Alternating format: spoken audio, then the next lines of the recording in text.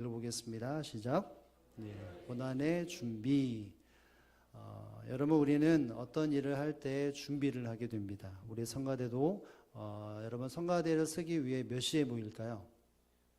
10시에 모입니다. 제가 기억하기엔 그래요. 여러분 무엇인가 준비하면 10시에 모여서 이렇게 하고, 여러분 우리 예배 순서자들도 본다면 기도로 준비하기 위해서 미리 와서 이렇게 전원님과 함께 기도로 준비합니다. 우리의 삶 속에서도 무엇인가 해야 한다. 그러면 준비를 철저히 하는 만큼 어떤 성과가 이루어진다는 것을 우리는 압니다. 만약 내가 더 정말 중요한 일을 해야 된다, 마감해야 한다면 더 많은 진심과 또 신경을 다 쏟아서 그렇게 준비해야만이 또 위대한, 더 힘들고 또 어려운 일들을 잘 또 승리할 수 있고 또 얻을 수 있는 것이죠. 여러분, 이처럼 어떤 중요한 일이 있으면 반드시 준비가 되어져야 되는데, 오늘 본문에도 보면 예수님은 이 땅에 주님께서 하나님께서 허락하시는 그 길을 가면서 늘 준비하는 마음으로 그 길을 가셨다는 것을 보게 됩니다. 특별히 예수님의 오늘 본문에 드러나고 있는 예수님의 마음, 예수님의 심정이 어땠는지를 우리가 한번 살펴볼 필요가 있는데, 왜냐하면 어떤 형편이었기 때문에 무엇을 준비하셨는지를 한번 이해할 수 있기 때문인 것이죠. 우리 한번 37절의 말씀을 다 함께 한번 읽어봅니다. 37절 우리 스크린을 보면서 읽겠습니다. 시작. 베드로와 세베대의 두 아들을 데리고 가실새 고민하고 슬퍼하사. 예수님이 베드로와 세베대의 두 아들을 데리고 어디를 가는데 그때 마음이 이랬다라고 말합니다. 여러분, 고민하고 슬퍼하사라고 말합니다. 지금 예수님은 사랑하는 제자들과 함께 있는 시간이 있지만 그 마음에는 뭐가 있다고요? 고민과 슬픔이 있었다라고 말을 합니다. 여러분, 고민이라고 하는 말은 마음의 갈피를 잡지 못하는 괴로운 상태를 말합니다. 내가 무엇인가 손잡을 수 없고 계산할 수도 없고 가늠할 수 없을 정도의 큰 괴로움이 엄습해져 있는 상태가 바로 여기 나와 있는 고민이라고 하는 상태입니다. 야, 이게 뭘까라는 것이 아니라 정말 자기의 모든 것을 주체할 수 없을 만큼의 큰 근심과 걱정, 괴로움의 상태라는 것이죠. 그리고 슬픔이라고 하는 단어는 매우 슬퍼서 근심하는 상태라고 하는 의미가 담겨져 있습니다. 그러니까 모든 환경 속에서 슬픔이 가득해서 어떤 것을 할 수 없는 근심으로 그 어깨가 짊어지고 있는 상태를 말하게 되는 것이죠. 그래서 이것을 어떤 문자적으로 해석한다면 이렇게 해석이 가능하다고 합니다. 그가 괴롭고 슬픔에 잠기기를 시작했다라고 하는 것이죠. 예수님이 그 십자가의 죽음 앞에 지금 이전까지도 그 걸음으로 한 걸음 한 걸음 내디시면서 그 죽음의 고난에 대하여 마음을 가지고 있었는데, 지금 이때는 그것이 더 크게 심령에 와 닿은 상태가 된다는 것이죠. 그러니까 예수님도 이 땅에 사셨을 때 적어도 이 순간에는 갑자기 큰 고통과 괴로움과 슬픔과 근심이 그의 모든 마음과 삶을 짓누르고 있는 상태가 되었다라고 말할 수 있는 것입니다. 여러분, 이와 같은 환경 속에서 예수님이 어떻게 이것을 해결하고 또 하나님이 허락하시는 그 길을 한 걸음 한 걸음 내디셨는지를 우리는 한번 생각해 봐야 할 것입니다. 우리도 이 땅에 살아가다 보면 고난의 때가 분명히 있습니다. 그때 예수님이 이렇게 슬픔과 고민이 가득 찬 상태에서 어떻게 그 길을 걸어가셨는지를 생각하면서, 특별히 오늘 종료주일이라 주님의 우리를 위해서 흘리신 그 거룩한 은혜를 새기면서 우리 또한 우리 인생에 닥쳐 있는 그 일들을 어떻게 준비하고 넘어갈지를 한번 생각하기를 원하는데요. 여러분, 예수님께서 준비하신 것이 있다면 바로 기도라고 말할 수 있을 것입니다. 고난 가운데 최고의 준비는 바로 기도라는 것이죠.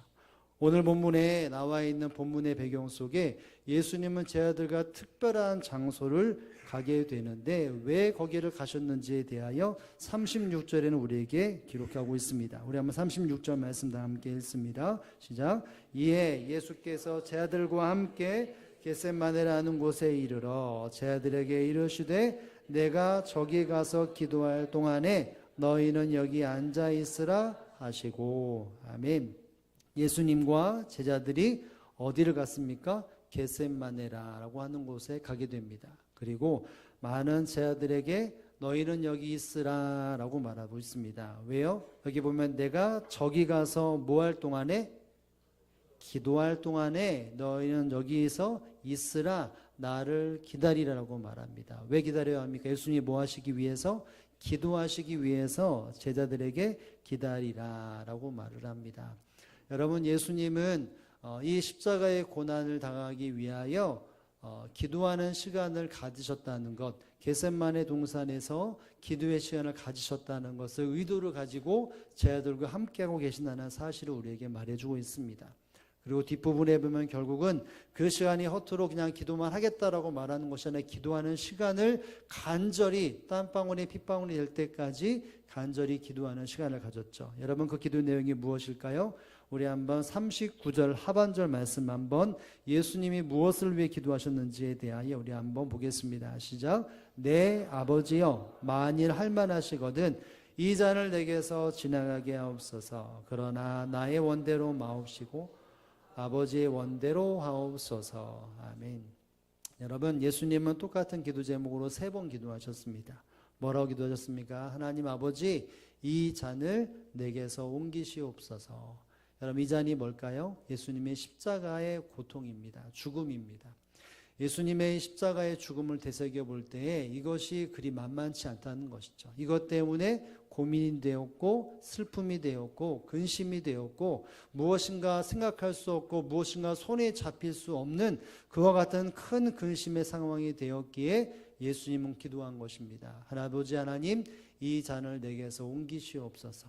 이것을 내게서 가져가옵소서 라고 말합니다. 그런데 이 기도가 끝이 아니죠. 마무 기도는 무엇입니까? 나의 원대로 마옵시고 누구의 원대로요? 아버지의 원대로 하옵소서라고 말을 합니다. 결국은 이 모든 환경 속에 하나님의 뜻대로 되게 하옵소서. 내가 이렇게 소망하지만 하나님, 하나님의 뜻대로 되게 해달라고 기도합니다. 여러분, 이 말이 무엇이겠습니까? 결국은 십자가의 그 고난의 잔을 내가 마시겠습니다 라고 하는 마음의 다짐이 있다는 것입니다. 여러분, 예수님은 이 십자가의 고난을 기억할 때마다 바로 이 3번씩 그와 같은 마음 속에서 큰 근심과 슬픔과 걱정과 두려움이 예수님의 마음을 엄습했습니다. 그럼에도 불구하고 주님이 하신 것은 바로 기도의 자리를 지키는 것이었고 최고의 준비가 바로 기도였다는 것을 우리에게 말씀해 주고 있는 것이죠. 여러분, 예수님이 이 이후의 삶들을, 이후에 예수님이 겪게 될 일들을 생각해 본다면 우리가 만약 예수님의 그 자리에 있다면 이루 말할 수 없는 고통이었을 것입니다. 3년여 동안에 예수님과 함께 우린 예수님을 사랑합니다. 다른 어떤 것을 다 버린다 할지라도 우리는 주님을 버리지 않을 것입니다. 우리는 절대로 주님을 떠나지 않을 것입니다. 우리는 주님을 부인하지 않겠습니다. 이렇게 다짐을 결단했던 제자들이 예수님이 군병에게 잡혀갈 때 다 예수님을 떠나게 됩니다. 예수님을 저주까지 하고 예수님을 부인하게 됩니다. 여러분, 3년 동안의 마음을 나누고 함께 동록했던 사람들, 나와 함께 같은 생각을 같은 꿈을 꾸었던 사람이 하루아침에 저주하고 떠났다. 여러분, 그것은 쉬운 것이 아니라 그냥 지나갈 것이 아니라 마음에 큰 근심이며 충격 중에 충격이라고 말할 수 있을 것입니다. 삶을 나누었고 내 모든 것을 쏟아부었던 사람들이 나를 배신하고 떠났다는 것이 얼마나 큰 아픔이었겠습니까? 예수님은 그 고통과 아픔을 기억하면서 무엇하셨을까요? 바로 기도하셨습니다. 예루살렘에 입성할 때, 아니 그 전에 수많은 사람들을 만나서 병을 고쳐주고 귀신을 내어쫓고 수많은 사역을 할 때 사람들이 예수님을 칭찬하고 랍비여 선생님이여 수많은 사람들이 예수님을 추앙하고 쫓아다녔고, 또 오늘 본문에 나와 있지만 앞부분에 보면 예수님이 예루살렘에 입성할 때 호산나 다윗의 자손이여 칭송하며 수많은 사람들이 함성을 외치며 예수님을 칭찬하고 높였는데 얼마 지나지 않아 그 찬양하는 입술, 존경하는 입술, 기뻐하는 입술이 어떻게 바뀝니까? 예수를 십자가에 못 박으라 라고 말을 합니다. 수많은 사람들이 예수님을 스타처럼 대해도 한순간에 죄인 취급을 했는 것이죠. 어떤 한 부류가 아니라 수만 명의 사람들이 이렇게 했다고 생각해 보시기 바랍니다. 큰 충격이 아니겠습니까? 더군다나 예수님은 하나님 아버지께 버림받는 그 순간을 맞이했습니다. 둘도 없는 아들을 사랑하시는 그 하나님 아버지께서 이 예수님을 버리신 그 모습을 예수님은 생각하시면서 그것을 버틸 수 있는 것은 무엇밖에 없었겠을까요? 바로 기도밖에 없으셨습니다. 그래서 예수님은 겟세마네에서 내 마음이 고민과 슬픔으로 가득 찼기에 예수님은 기도하는 시간을 가짐으로 그 고난, 그 어려움을 마음으로 준비하고 삶으로 준비하는 시간을 가지고 있었던 것이죠. 사랑하는 성도 여러분, 예수님은 기도하지 않으셔도 되고 신적 권능이 있는 분이기 때문에 그것을 묵묵히 지낼 수 있었음에도 불구하고 인성을 가지고 계신 분이시기에 예수님은 그 모든 고난과 아픔을 인간의 마음을 가지고 그 아픔과 쓰라림과 근심과 고난을 버티기 위해서 하나님 앞에 간절히 기도하는 시간을 가졌다는 것을 우리가 기억할 때에 우리가 어떤 삶을 살아야 할지를 한번 고민해 봐야 할 것입니다. 우리는 고난을 당할 때 그 어떤 준비보다 바로 기도의 준비가 뒷받침되어야 한다는 것이죠. 예수님은 단순히 이와 같은 삶을 사셨기에 예수님은 정말 십자가의 죽음에 그 고난이 있기에 예수님이기에 그렇게 하는 것이다라고 생각할 수 있지만 여러분, 예수님은 오늘 본문에 보면 제자들에게 함께 가시게 했던 장면들을 한번 되짚어본다면 제자들에게 교훈점이 있고 제자들이라면 예수님의 가르침을 마음속에 새기는 시간이 있었다는 것을 우리는 알게 됩니다. 사랑하는 성도 여러분, 하나님 앞에 우리가 믿음으로 살아가는 삶 속에서 반드시 기도의 모습이 보여야 되는데 예수님은 그 모습 속에서 기도의 자리를 지키는 것이 합당하다고 생각을 했는데 결국 그것이 살아가는 제자들에게도 동일하게 적용되어지는 사실이었다는 사실을 알게 되어야 한다는 것이죠. 우리 한번 41절의 말씀을 한번 읽어보겠습니다. 41절 우리가 했던 마지막 주절인데 함께 읽어보겠습니다. 시작. 시험에 들지 않게 깨어 기도하라. 마음의 원이로되 육신이 약하도다. 아멘. 여러분, 예수님은 베드로와 세베대의 두 아들을 데리고 예수님이 그들과 함께 기도의 시간을 가졌는데 여러분, 그 제자들에게 마지막 하신 말씀이 있다면 시험에 들지 않게 깨어 기도하라는 것이었습니다. 예수님이 처음에 기도하라 했을 때 너희는 깨어 있으라고 말씀하셨거든요. 그 깨어 있다는 것은 잠자지 말고 눈을 뜨르라는 말이 아니라 41절에 보면 시험에 들지 않게 깨어 기도하라고 하는 것이 깨어 있으라고 하는 말씀이었던 것이죠. 여러분, 예수님 스스로도 그 고난을 이기기 위해서 기도의 시간을 가졌기에 제자들에게도 이야기를 말하고 있습니다. 나로 인해서 고난을 당하거나 너희 스스로에게 주어지는 고난을 감당하기 위해서 너희는 시험에 들지 않기 위해 해야 될 것이 있다면 무엇이라는 걸까요? 바로 기도해야 한다는 것입니다. 예수님 스스로도 그랬고 수많은 사람들에게도 이야기를 말하는 것입니다. 고난을 준비하는 그 어떤 방법 중에 최고의 방법, 당연히 해야 될 것은 바로 기도라고 말씀하고 있는 것입니다. 여러분, 그런데 제자들이 기도했나요? 기도하지 못했나요? 기도했습니까? 기도하지 못했습니까? 그렇죠. 마음은 원이로되 육신이 약하도다, 이 말은 기도하지 못했죠. 여러분, 결국 베드로나 제자들은 예수님 앞에서 신앙을 지키지 못하고 고난을 이겨내지 못하고 이 고난 속에 넘어지는 신세가 되었던 것이죠. 여러분, 베드로의 마음속에는 아마 그 순간이 영원히 기억에 남을 것이었습니다. 예수님께서 기도하라고 했는데 기도하지 않았더니 예수님을 3번을 부인했던 그 순간에 아마도 마음속에 왜 예수님이 깨어 기도하라고 시험에 들지 않게 기도하라고 했던 그 이유를 분명히 마음에 새겼을 것입니다. 여러분, 그래서 베드로는 그 삶을 살았습니다. 어려움과 아픔과 시험을 당하고 고난을 당할 때마다 그것이 보일 때마다 그는 기도하는 삶을 살았던 것이죠. 예수님의 고난에 대하여 날마다 그것을 되새기면서 내가 이 고난을 어떻게 이길 것인가, 예수님이 어떻게 고난을 당하셨고 어떻게 이겨내셨고 어떻게 준비하셨는지를 그는 마음속에 되새기면서 주어진 일을 감당했다는 것입니다. 어떻게 할 수 있습니까? 베드로가 사랑하는 성도들에게 이 같은 마음을 바로 글로 표현했던 것을 보면 알 수 있죠. 베드로전서 4장 1절의 말씀을 한번 읽어보겠습니다. 시작. 그리스도께서 이미 육체의 고난을 받으셨으니 너희도 같은 마음으로 갑옷을 삼으라. 이는 육체의 고난을 받는 자는 죄를 그쳤음이니라. 아멘. 그리스도께서 이미 육체의 고난을 받으셨으니, 베드로가 볼 때 예수님은 고난을 받는 그 삶을 사셨던 것은 하나하나 다 처음부터 보고 경험했다라고 말을 합니다. 그것을 보고 경험했더니 뭐라고 말합니까? 너희도 같은 마음으로 갑옷을 입으라. 고난을 담내해야 한다는 것입니다. 그런데 그 말 속에 결국 베드로는 기도를 통해서 예수님이 그것을 준비하셨고 자기가 기도하지 않았기 때문에 시험 들었기 때문에 그는 철저하게 시험을 가고 어려움을 당할 때 기도의 삶을 살았기에 너희는 예수님의 고난을 갑옷으로 삼으라. 철저하게 고난 당할 것에 대하여 준비하며 그것에 대하여 사명감을 가지고 살아라. 이것을 말하고 있는 것입니다. 사랑하는 성도 여러분, 이 고난의 준비가 기도라고 말하는 것은 바로 우리에게 말씀하시는 우리의 교훈점이라는 사실을 여러분 기억할 수 있기를 주님의 이름으로 축복을 드립니다. 힘듦과 어려움과 고난의 세월을 우리가 살고 있습니다. 여러분에게 한번 질문해 볼까요? 여러분 1월부터 3월 3개월이 지났는데 여러분 고난의 시간이 있었습니까? 없었습니까? 아무도 없었습니까? 일부 때는 있었어요. 이렇게 얘기하더라고요. 아마 여러분의 삶 속에도 크고 작은 일들이 있었을 것입니다. 두 번째 질문합니다. 그렇다면 4월부터 12월 달까지는 고난이 없을 것이다 장담할 수 있는 사람들이 있습니까? 없죠. 1월부터 3월 동안에 겪었던 근심과 슬픔과 고민들이 끝나면 좋겠지만 4월과 12월 그 사이에도 분명히 있을 것이고 또 기간적으로 본다면 더 많은 고민들이 아마 차고 넘칠 것입니다.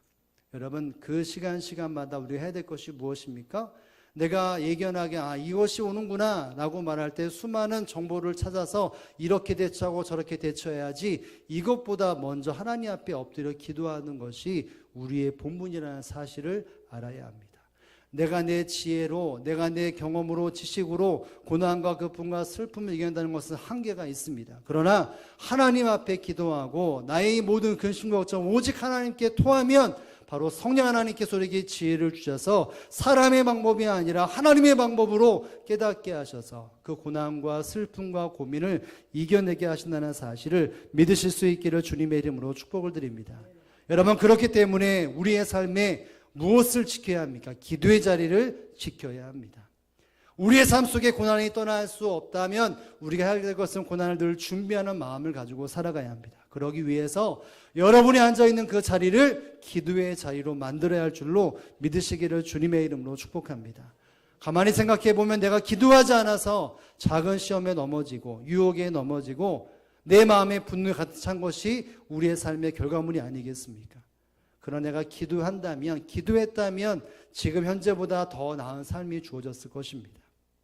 그러므로 사랑하는 성도 여러분, 저와 여러분이 다시 한번 기도의 자리에서 우리의 삶을 내어드려 고난과 근심과 걱정과 슬픔과 이 모든 것에서 우리의 마음이 넘어지지 아니하고 고난으로 끝나는 것이 아니라 주님께서 예비하시는 승리와 평강으로 수많은 열매를 맺는 저와 여러분의 삶이 되어지기를 주님의 이름으로 축복을 드립니다. 예수님께서 이 고난을 기도로 잘 준비하셔서 이기셨는데 여러분 본문을 보면 예수님이 기도하는 모습 속에 우리가 꼭 놓치지 말아야 할 모습이 있습니다. 그것이 무엇이었겠습니까? 우리 한번 38절의 말씀, 고난의 준비가 최고가 기도인데 그 기도의 모습 속에 우리가 담아야 할 것이 있는데 우리 38절의 말씀을 읽겠습니다. 시작. 이에 말씀하시되 죽게 되었으니 너희는 여기 머물러 나와 함께 깨어 있으라 하시고. 아멘. 예수님이 제자들에게 명령하십니다. 나와 함께 깨어 있으라 라고 말합니다. 누구와 함께요? 예수님과 함께 깨어 있으라. 여러분 예수님의 마음이 어떻다라는 말을 미리 하시고 나와 함께 깨어 있으라고 말을 합니다. 여러분 예수님의 심령이 어떻다라는 것을 인지하고 함께 있었다는 것은 예수님을 위해 그 마음을 갖고 함께 기도한다는 것이죠. 여기 보면 뭐라고 말합니까? 내 마음이 매우 고민하여 죽게 되었으니 라고 말합니다. 예수님은 지금 내가 정말 죽을 것 같다라고 말을 하면서 나와 함께 깨어 있으라. 여러분 이 말은 무엇일까요? 나와 함께 기도하되 나를 위해서 기도하라. 이 내용이 포함되지 않았겠습니까? 여러분 예수님은 제자들에게 기도를 요청한 겁니다.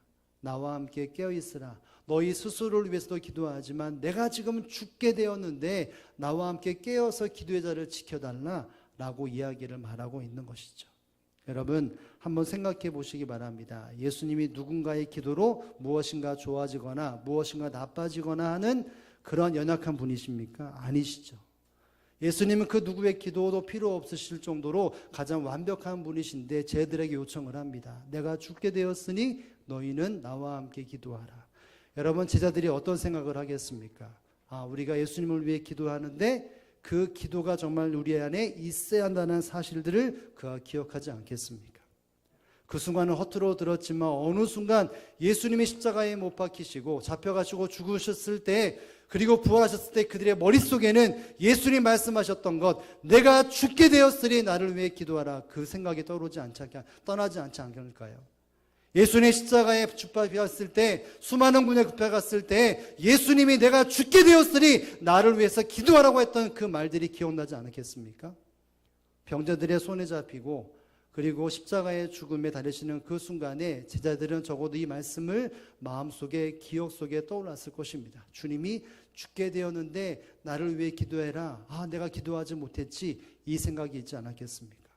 아울러서 이런 생각을 했겠죠. 내가 신앙생활하고 고난받을 때 예수님이 나에게 기도 부탁했던 것처럼 우리도 누군가와 나와 함께하는 신앙 공동체 하는 사람들에게 나를 위해서 기도해달라고 하는 것이 그들의 머릿속에 남지 않았겠습니까? 여러분, 예수님은 누군가의 기도가 필요하지 않는 분이심에도 불구하고 제 아들에게 이것을 일깨우셨던 것이죠. 기도를 이길 수 있는 것은, 고난을 이길 수 있는 것은 바로 기도인데, 그 기도 가운데 내가 부르짖는 것도 중요하지만 나와 함께하는 사람들이 나를 위해 기도하고 누군가를 위해 내가 기도함을 통하여 그 고난이 잘 준비되어진다는 사실을 여러분 믿고 깨달을 수 있기를 주님의 이름으로 축복합니다. 그래서 예수님은 이와 같은 삶을 보여주셨고 초대교회 사람들은 모일 때마다 기도했습니다. 베드로가 감옥에 갇혔을 때 사람들은 걱정하는 것이 아니라 기도하면서 하나님께 울부짖었더니 주님께서, 성령 하나님께서 천사를 보내어 옥고를 풀게 하시고 감옥에서 꺼내주시는 은혜를 경험했습니다. 베드로도 수많은 사람들을 요청한 것이 무엇입니까? 바로 이것이었죠. 나를 위해 기도하라는 것이었습니다. 로마서 15장 30절에 보면 이런 말이 있습니다. 함께 읽어볼까요? 시작. 형제들아, 내가 우리 주 예수 그리스도와 성령의 사랑으로 말미암아 너희를 권하노니 너희 기도에 나와 힘을 같이하여 나를 위하여 함께 빌어. 여러분, 뭐라고 말합니까? 너희 기도에 나와 힘을 같이하여 나를 위해 하나님께 뭐 하라고요? 기도하라. 너희가 기도할 때 나를 위해서 기도하라는 것이죠. 내가 이 사명을 가고 고난 속에 승리할 수 있고 이 길을 끝까지 갈 수 있도록 나를 위해 하나님께 빌어라, 기도하라고 말을 했습니다. 여러분, 신앙과 믿음이 있는 사람들은 관계 속에서 어떤 것을 자연스럽게 할 수 있는 사람입니까? 기도의 요청을 자연스럽게 할 수 있고 누군가에게 중보기도를 받아서 함께 기도하는 것이 자연스러운 것이 바로 성숙한 성도의 모습이라는 것을 우리는 기억해야 합니다. 우리는 이럴 때가 있고 이런 사람을 접할 때가 있습니다. 스스로도 누군가에게 기도 제목을 요청하지 않을 때가 있습니다. 내가 굳이 이것을 사람에게 나의 어떤 치부이고 괴로움, 아픔을 왜 보여줘야 되냐? 혹은 이 사람에게 폐를 끼치는 것인데 왜 내가 굳이 이렇게 해야 되느냐? 물론 그럴 수 있습니다. 그런데 하나님께서 원하시는 방법은 신앙 공동체 안의 사람들에게 나의 아픔을 보여주고 들추어서 함께 기도함을 통해 하나님의 은혜가 회복되어 관계가 온전케 되어지는 것이 하나님의 주님의 방법이라는 사실을 알아야 합니다. 이 사람에게 내가 이런 기도 제목은 폐를 끼치는 것인데 그럴 수 있죠. 여러분, 그런데 그 사람이 나의 기도 제목을 통해 다시 한번 하나님 앞에 그 시간에 기도한다면 결국 누구를 위하는 것일까요? 그 스스로를 위하는 것입니다. 내가 기도의 시간에 나를 위해서뿐만 아니라 누군가를 위해 더 기도한다면, 기도 시간에 하나님의 은혜 앞에 내가 더 쓴다면 그것은 바로 그 사람을 위하는 것이고, 또 그 기도를 통해서 하나님이 이루어 가신 일들을 바라볼 수 있기 때문에 결국은 하나님 앞에서 믿음의 사람들이 어려움을 아픔을 당할 때 기도의 요청을 하고 목숨을 다하여 함께 기도하는 것이 성도의 마땅한 본분이라는 사실을 여러분 기억할 수 있기를 주님의 이름으로 축복합니다. 여러분, 그래서 우리가 모일 때마다 주님 점검해야 합니다. 지금 급하게 기도의 제목이 무엇이 있느냐 꼭 물어봐야 합니다. 제가 모임할 때마다 그래서 가끔 이 얘기를 놓치지 않고 말합니다. 지난 수요일도 우리 순자님들과 이야기를 나누고 마무리는 항상 그랬습니다. 일어나기 바로 직전에 혹시 급한 기도 제목이 있습니까? 지금 당장 하나님의 은혜가 필요하고 하나님의 능력의 손이 임할 것이 있습니까? 이걸 꼭 물어보면 제가 당부합니다. 꼭 순장 모임 끝나고 다락방 모임할 때 꼭 물어보시라고. 힘들고 어려울 때 기도를 하고 싶어다 요청을 하는데 요구하지 않고 이렇게 말하기도 좀 뭐한데 그런 사람들에게 말할 수 있는 시간을 주라는 것입니다.